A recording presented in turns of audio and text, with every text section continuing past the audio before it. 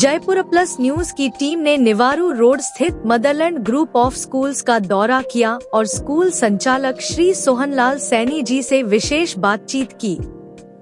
उन्होंने बताया कि स्कूल की स्थापना क्षेत्रीय विकास और घर घर शिक्षा पहुंचाने के उद्देश्य से की गई थी। स्थापना के समय यह क्षेत्र वीरान और शिक्षा से वंचित था, लेकिन मदरलैंड स्कूल ने शिक्षा की अलख जगाकर न सिर्फ बच्चों का भविष्य संवारा, बल्कि पूरे क्षेत्र को नई दिशा दी। स्कूल ने समय के साथ कई उल्लेखनीय उपलब्धियां प्राप्त की हैं और आज भी निरंतर प्रगति की ओर अग्रसर है। हर वर्ष नए कीर्तिमान स्थापित करते हुए यह संस्थान शिक्षा के क्षेत्र में प्रेरणा का स्तंभ बन चुका है। मदरलैंड स्कूल, शिक्षा की नई पहचान। सर बताएं, आपने स्कूल की स्थापना कब की थी और किस मिशन के साथ स्कूल स्टार्ट किया गया? देखो, स्कूल की स्थापना 1984 में की गई थी। उस समय ये क्षेत्र एक ग्रामीण उसमें आता था, परिवेश में आता था, ग्राम पंचायत हुआ करती थी। उस समय यहाँ कोई ऐसा स्कूल नहीं था, प्राइवेट स्कूल नहीं था, ताकि जो बच्चों को, सामान्य बच्चों को लेकर के और अच्छी शिक्षा दे सके। उस मिशन के साथ ही हमने इसकी स्थापना की। पहले प्राइमरी हुआ, उसके बाद में जैसे जैसे बढ़ने लगा मामला और बच्चों का उत्साह देखा, पेरेंट्स का वो सपोर्ट देखा, फिर हमने इसको उच्च माध्यमिक उसमें मिडिल स्कूल में कन्वर्ट किया और फिर धीरे धीरे 10th और 12th की मान्यता ले ली।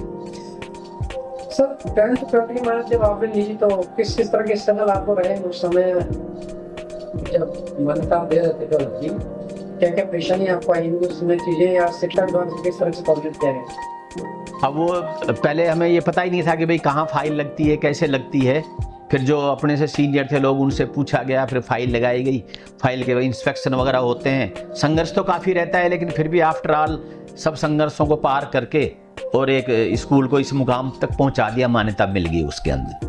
किस तरह का रिजल्ट स्कूल का रहा सर शुरू से लेकर अभी तक किस तरह से रहे?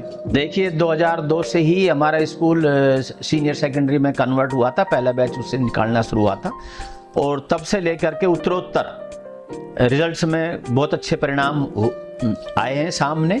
अभी पिछली साल भी साइंस के अंदर 97% इस एरिया में हमने हाईएस्ट दी थी और इस बार भी जो है ना 96% साइंस के अंदर हमारा वो रिजल्ट रहा है। सर एजुकेशन के साथ साथ क्या एक्स्ट्रा करिकुलर एक्टिविटीज आप स्कूल के अंदर करवाते हैं बच्चों को? देखिए, एजुकेशन के साथ साथ में जो भी सामान्य एक्टिविटियां होती हैं, जैसे अलग से स्काउट गाइड है, स्काउट है, जूडो कराटे है, ये तो शाम को वैसे फिजिकल होती है। और बाकी अन्य एक्टिविटीज जो है एजुकेशन के साथ साथ ही जो बालिकाओं के लिए, जैसे मेहंदी प्रतियोगिता है, अन्य सौंदर्य प्रतियोगिता है, वो सारी चीज़ें स्कूल के साथ साथ चलती रहती है। किस तरह के परिवर्तन आप देखते हैं सर पहले के एजुकेशन में और आज के एजुकेशन के दौरान?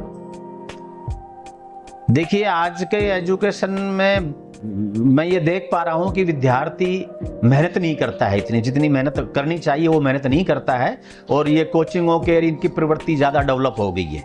विद्यार्थी अपने ऊपर भरोसा नहीं कर करके और कोचिंगों वगैरह पर इन पर ज़्यादा भरोसा करने लगा है।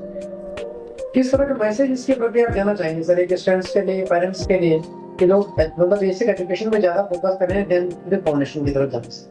नहीं, ये तो थोड़ा पेरेंट्स को समझना चाहिए। पेरेंट्स ये उसकी ये सोच होगी कि मैं इस पढ़ाई के साथ साथ ही मेरा बच्चा वो बन जाए, जबकि ओवरऑल जब हम रिजल्ट देखते हैं तो उसमें कुछ भी हासिल नहीं होता। 2-2 लाख 4-4 लाख में से मुश्किल से 10-20 बच्चे जो है ना, वो भी 3-3 4-4 साल बाद ये हासिल करते हैं। लेकिन पेरेंट्स एक बार उधर मुड़ जाता है तो उसका लुटना शुरू हो जाता है। डमी क्लासेस में बहुत दौर चल रहा है, इसके प्रति कुछ कहना चाहिए आप? ये डमी क्लास ने ही साइंस फैकल्टी स्कूलों से खत्म कर दी है, तो इसके लिए सरकार और सख्ती बरते तो ज्यादा बच्चे, जैसे 6th 7th 8th के लिए उन्होंने वो कर दिया कि भाई वो आप नहीं लगाओगे, छोटे बच्चों का कोचिंग नहीं दोगे। ऐसे यदि यहाँ ये भी कर दे कि भाई केवल 12th पास हो जाएगा बच्चा तभी आप कोचिंग में एडमिशन दोगे, तो फिर इसका ये ज्यादा अच्छे परिणाम निकलेंगे। सर गेम्स और नई न्यू एजुकेशन पॉलिसी लॉन्च करने की तैयारी चल रही है जी, उसको किस तरह से आप देखते हैं? एजुकेशन उसका किस तरह का बेनिफिट शिक्षा क्षेत्र में मिल सकता है? देखो, अभी तो इसका पूरा खाका हमारे सामने आया नहीं है। जैसे जैसे उसका खाका सामने आएगा उसके अकॉर्डिंगली हम तैयार भी होंगे और तैयार होकर के उसके बारे में आगे बता भी सकते हैं। अभी सर एजुकेशन एडमिशन का टाइम है, किस तरह का मैसेज आप क्षेत्रवासियों के लिए या जयपुर वासियों को देना चाहेंगे एडमिशन के लिए?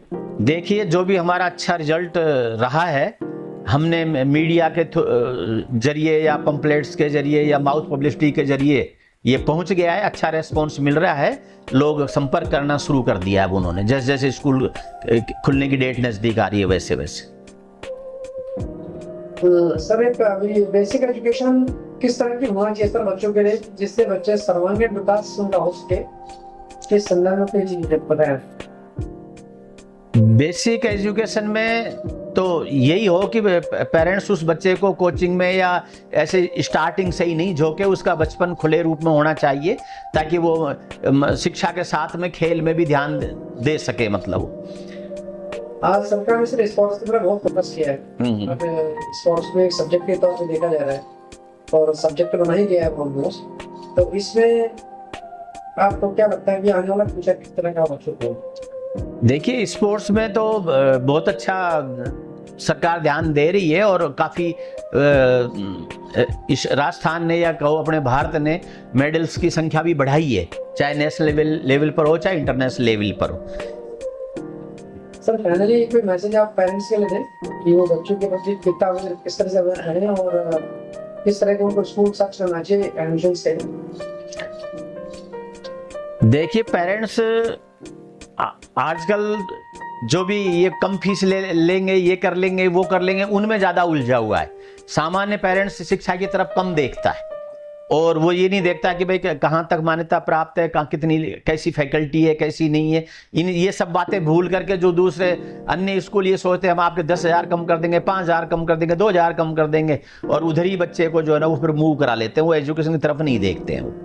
सर बहुत अच्छी बात आपने कही कि आज कंपटीशन का दौर है तो बार्गेनिंग वाली बात, हाँ, बार्गेनिंग करेंगे। इसमें मतलब एक अन्य स्कूलों के लिए कोई मैसेज आप देना चाहेंगे कि मतलब एक मतलब स्कूल के अंदर एक ऐसा सामंजस्य हो कि मतलब बच्चा सिर्फ तोड़ना या बच्चे को लेना इससे उद्देश्य ना हो? देखो, ये तो एक प्राइवेट स्कूल्स के जो सारे संचालक हैं उनमें समन्वय की कमी है। कोई यूनियन नहीं है इनकी ताकि ये अपने अपने मुद्दे को उस यूनियन के प्लेटफॉर्म पर आगे बढ़ा सके या सरकार से भी कोई डिमांड कर सके, ऐसा कुछ नहीं है। सभी लोग अपनी ढपली अपना राग जो है ना वो अलापते हैं।